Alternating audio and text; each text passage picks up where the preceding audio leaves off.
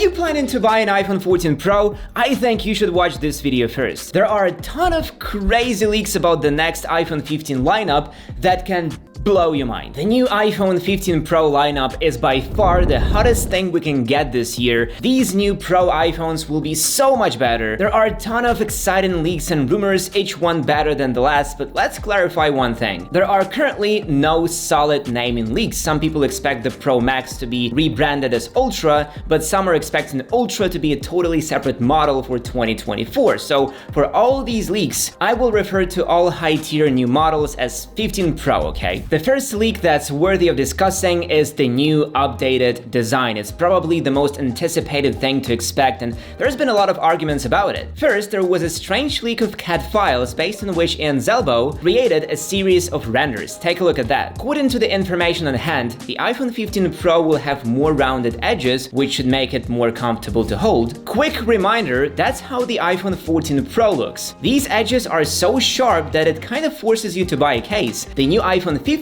Pro will fix that issue, merging the flat edges of the 14 Pro series and rounded friendliness of the 11 Pro series. I think that's how the iPhone 12 should have looked. But look at that camera bump, it's monstrous. It's huge. It looks absolutely ridiculous, don't you think? It looks like an old telescope.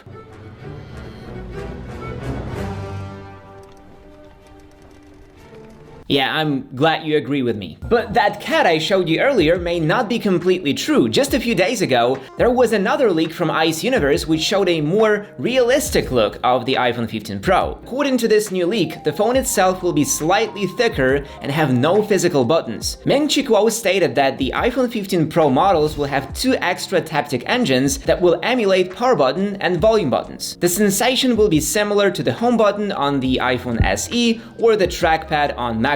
What to do with the mute switch though? Thanks to this new design, the phone will be slightly narrower. On these renders, the camera bump luckily doesn't look so ridiculous as in previous ones. It's much more subtle and in line with what we saw on the 14 Pro lineup. Personally, I like this newer design since a thicker body means a bigger battery, which is always great to have. Plus, both of these leaks and a leaked image confirm 2 more things. The Type-C is finally coming to iPhones, and the body on Pro models will be made out of titanium.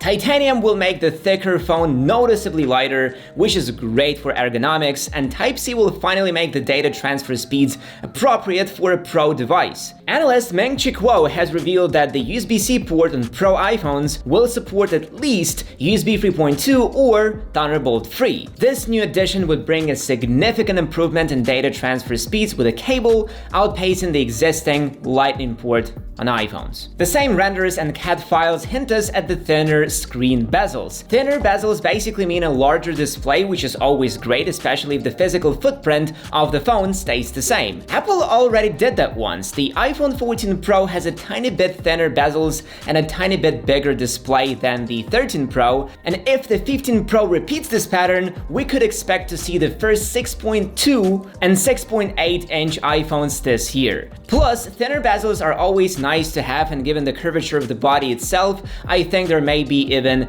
an effect seen on the latest Apple Watch, where the image almost curves at the edges, giving a more seamless and borderless experience. At least this information has been proven by reputable leaker Shrimp Apple Pro, who has been responsible for a lot of leaks that turned out to be true. I don't know whether Apple would implement this concept, but at least the display itself will likely be more efficient, according to the recent leaks. Taiwan's Economic Daily News has shared the report stating that the display driver chip for the new iPhones will be manufactured on the 28nm process. In previous models, it was 40nm, so this difference is pretty substantial. This means the screens will become even more power efficient, which could increase the battery life even further. And if you take into account the thicker body, it's safe to say that Apple will once again push the envelope of power efficiency in smartphones. And while Apple is improving power efficiency, Scribe is taking screen capture to a whole new level. If you've used the built-in screen recording feature feature on your iPhone or Mac, then you know that the functionality there is quite limited. Basically, you just select the recording area and press record. I have recently discovered this Chrome extension, and it's a super useful tool for everyone who needs to create some sort of tutorials. And they are kindly sponsoring this video. The great thing about Scribe is that you won't have to pay for every feature. The free version is more than enough for the average user. Scribe can automatically generate step-by-step guides based on your screen recordings, which is really useful for me when I need to show something to new members of my team. You can just start showing stuff and Scribe will turn every click into an instruction, presented in a clear and understandable way. For me, it is super useful once again since I often need to show something to new members of my crew. So, how does this work? To use Scribe, you just need to download the Chrome extension from the store, open the web page you need, and start recording. When you're finished, just stop the recording and the guide will open automatically. You can also make changes to it by hand. Scribe is a great tool for creating quick and easy tutorials. This is so much better than what people are usually doing, manually taking screenshots and spending a lot of time making tutorials manually or wasting a bunch of time in emails. I think Scribe will be a very useful thing to have basically for everyone because situations when you need to give a clear explanations aren't rare, so be sure to check out Scribe by clicking the link in the description below. As for the internals, the list of changes is also formidable. The A17 is expected to finally utilize the 3nm technology, which should make it more powerful, more power efficient, and less hot. This is almost not a leak at this point since the technology has been rumored for years now and nothing's stopping Apple from using it. Another improvement under the hood will be seen in the RAM department. According to TrendForce, the Pro iPhones this year will get 8 GB of RAM instead of 6. This won't be a very noticeable upgrade for most users, but those who really multitask or push their iPhones to the limit will be able to appreciate it. Another addition will be the Wi-Fi 6E, just like on the newest MacBook Pros.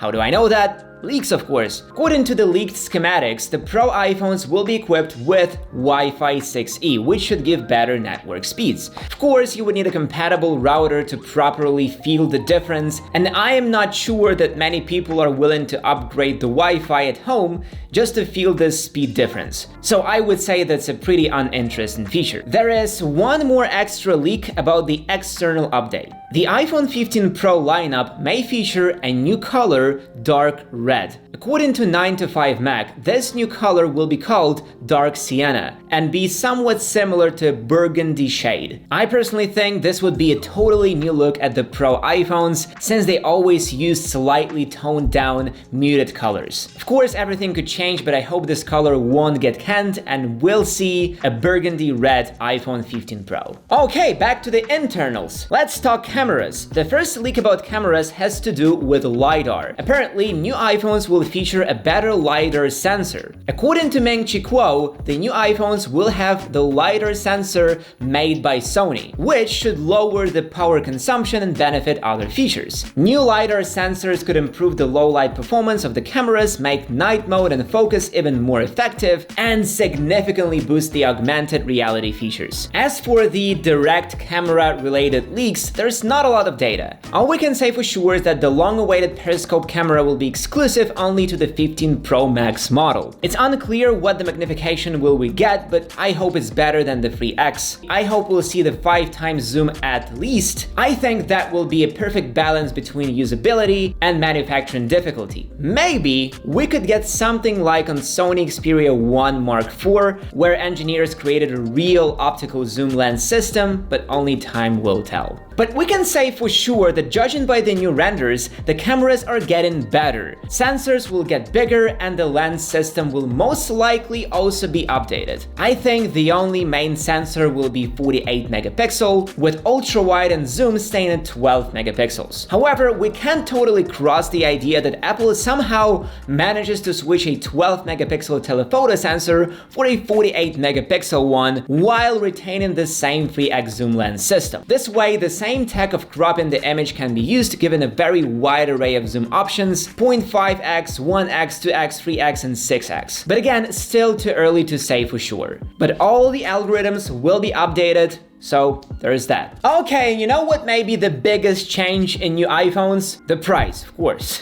There have been certain reports circulating saying that Apple is seriously concerned about the sales of the 14 Plus, which is just $100 less than the 14 Pro. This could mean only one thing: price increase. Apple doesn't lower prices on iPhones, it increases them. I think we can expect at least a $100 price jump this year for all models. The 15 Pro will start at $1099 and the 15 Pro Max at $1199. If there will be an ultimate iPhone 15 Ultra, it will be even more expensive, possibly $1,500. That's just crazy. As you see, the rumors are pretty nuts. This update is gonna be one of the biggest and best as far as I can tell. New design, improved cameras, Type-C port, not too shabby. And what do you think? Share your opinions in the comments below, and see you guys in the next one.